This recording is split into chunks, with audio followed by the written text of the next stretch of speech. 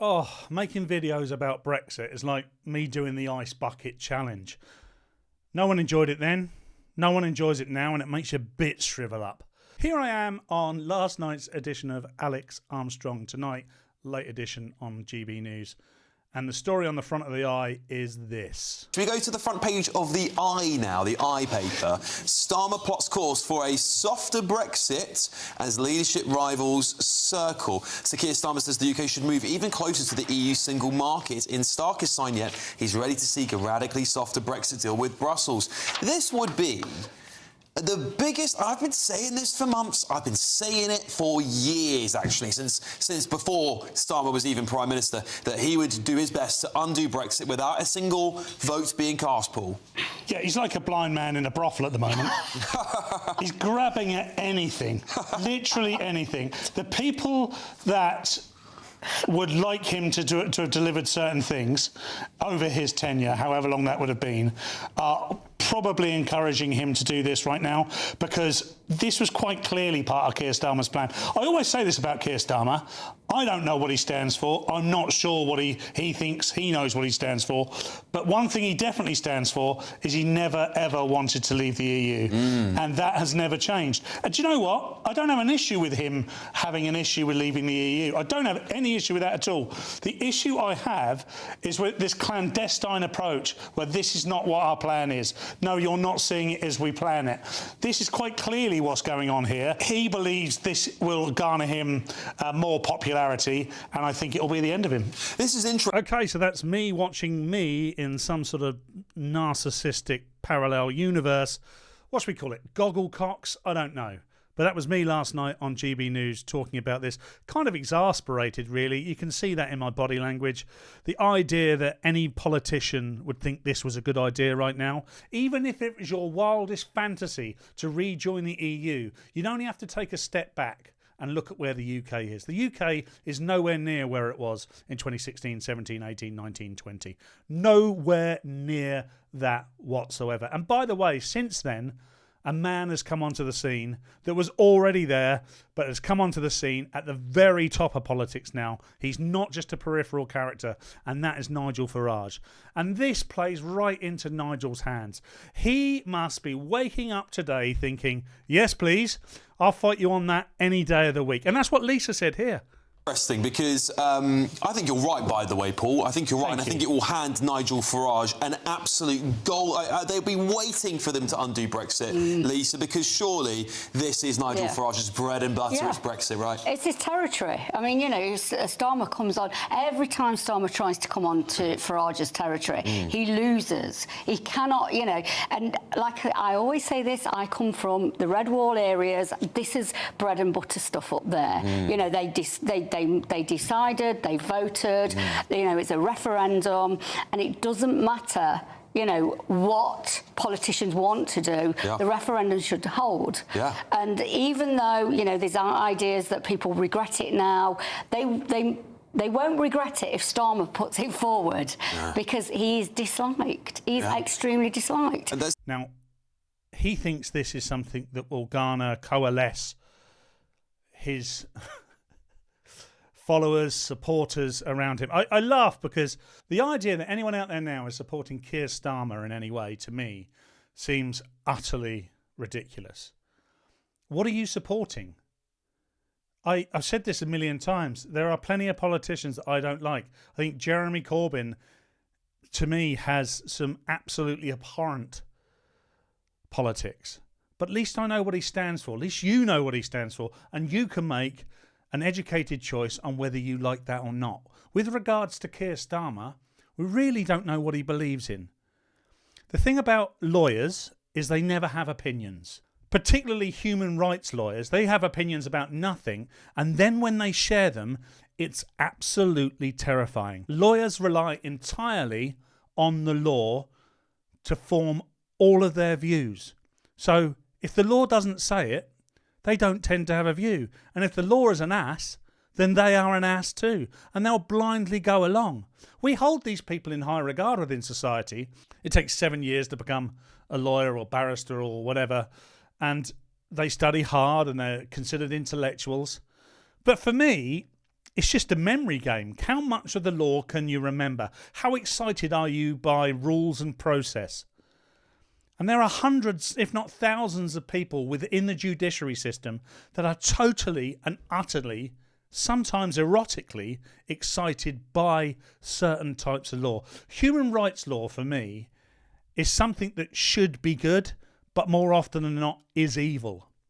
And they use it to control people. They use it to perpetuate their political philosophy and force it on the community around them. And they can do this because it's the law. Well, it's the law, don't you know? And the law is always right. And this is why we find ourselves in Great Britain in a place where no matter where you look now, you cannot solve any of the problems that are affecting absolutely everybody because of human rights law. You've only got to look at the boats crisis, the overpopulation crisis, asylum seekers graping women and children all over the place are protected by the human rights law. The contradiction about the ECHR is it's the one thing that protects people, and it's also the one thing that doesn't protect people. It ends up protecting the minority of people. And some people can argue, well, that's exactly what it's there for. But it's not really, is it? It can't be. If the law's an ass, the law's an ass. If you've got laws that do not protect citizens against criminals, rapists, sexual offenders, if you've got laws that can't make people safe, if you've got laws that protect the criminals, then what good's the law?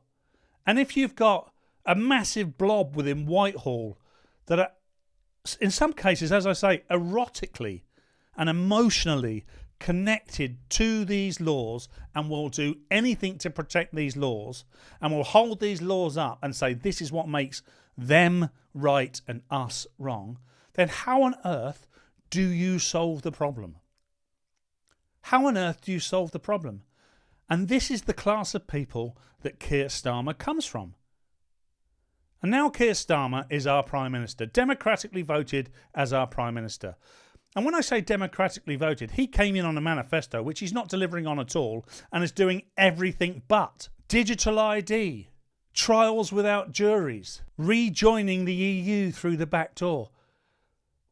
Whether you like Brexit or not, and plenty of people don't like Brexit, and Brexit has never actually been delivered, so it's very difficult to point out how it has benefited without really getting down into the detail. It's benefited us by us being able to form trade deals with people outside of the EU that we never could have done before. Puts the UK's future in our own hands, which is not where we were before.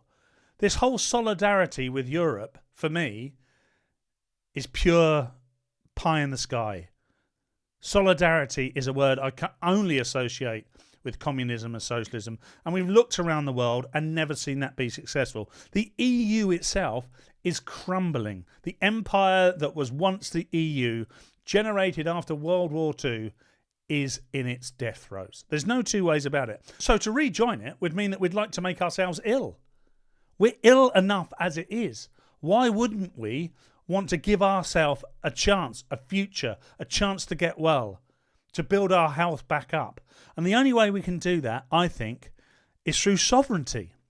And that's not to say that we don't have a relationship with our neighbours.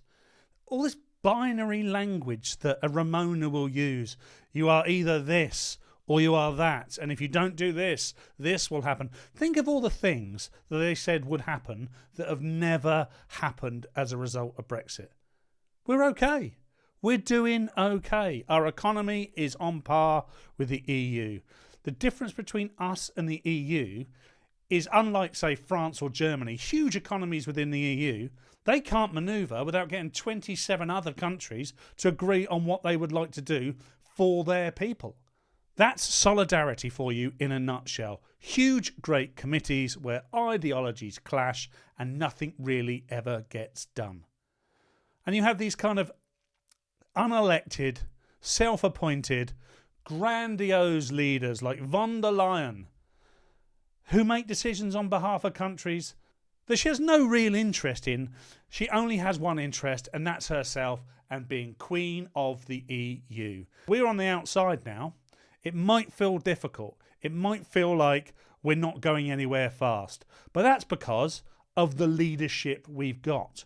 When you've got a blob, a government and an opposition that are akin and joined with their philosophy, of course we're never going to get anywhere.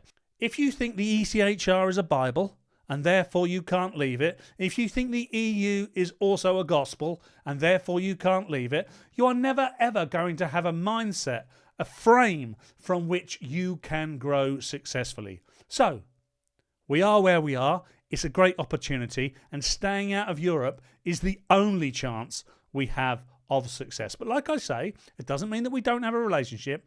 We have a relationship on our terms. And right now, we don't have that, because people like Keir Starmer keep signing us up to policies that tie us in to the union via the back door for decades. Somebody needs to come in and just set the factory reset to zero. And we go again. It won't be easy, but the phoenix will rise from the flames. A successful, strong, well-allied United Kingdom is good for everybody. We can then help people if they are willing to collaborate with us and not purely on their terms. Due to how desperate he is, how panicked his government is, his backbenchers, his frontbenchers, the unions, his supporters are, nothing that Keir Starmer is doing now is of any use or help in the short, medium or long term for Great Britain.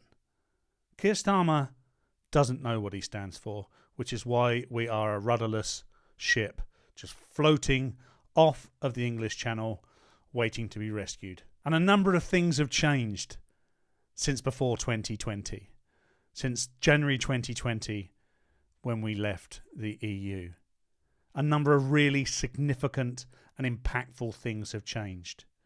So I think it comes back to doesn't necessarily really believe anything, but is on his last legs when you look at the polls and anything else. Do you know there is something important and interesting here? Is in 2019 there wasn't GB News, and now there is GB News. And Brexiteers, people who voted for Brexit in the Red Wall, watch GB News. And they like Nigel Farage. So I think, you know, Starmer, if he thinks it's going to unify anything, you know, what... It will unify the right, I tell you that for sure, because anyone who is still sort of thinking about backing Nigel Farage, they'll look at him and go, actually, we need to back one party here. The same thing happened to Boris Johnson, if you remember, with Nigel previously in the Brexit Party. They had to end up backing one horse, otherwise the whole thing would have gone the other way. And this is the thing, Paul, is the case of Brexit is never made very positively. They're here saying that cozying up to the single market would be very good for Britain. It wouldn't. It would mean we'd have to get rid of all those great trade deals we've done, which, by all economists' accounts, will be far better than the trade we get from the EU. They'd be all gone. Overturning a democratic vote in order to jump back in because it's your political will to do so would never be good for any country, ever. It's whether you voted for Brexit or not. Brexit happened. It's what 52% of the country in 2016 wanted. It eventually got over the line in 2020. Does anyone remember the politics from 18 and 19? It was disturbing. We also, probably because of the way our brains deal with trauma, seem to have forgotten what it was like between 2016 and 2020. Some of the scenes in Parliament were frankly disgusting. The whole thing was a debacle. It's something we should be embarrassed about. Bercow and chums, the Remainers that tried to usurp democracy. Don't forget that. These are people that have been voted in to be democratic members of Parliament that decided that their personal views and their ideology was greater than yours. Never ever forget that. Thank you so much for watching. I really do appreciate it. Like I said yesterday, I'm over 6,000 subscribers now.